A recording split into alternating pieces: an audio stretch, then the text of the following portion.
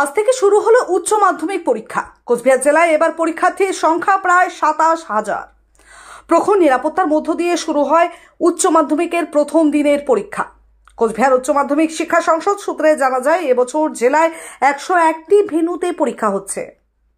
তার মধ্যে ৩৪টি ভেন্যু স্পর্শকাতর।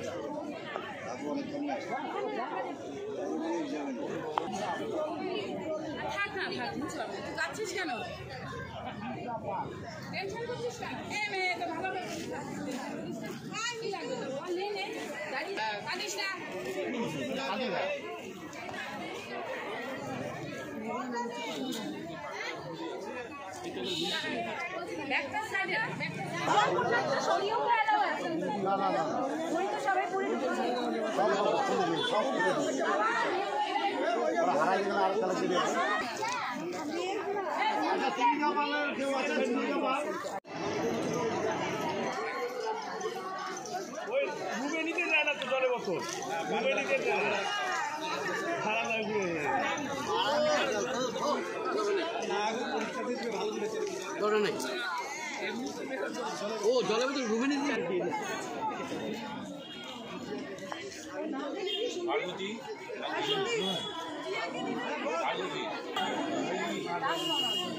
চলবে না সাদা বা ওই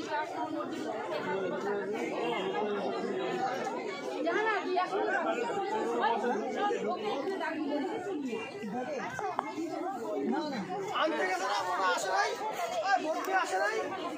হ্যাঁ।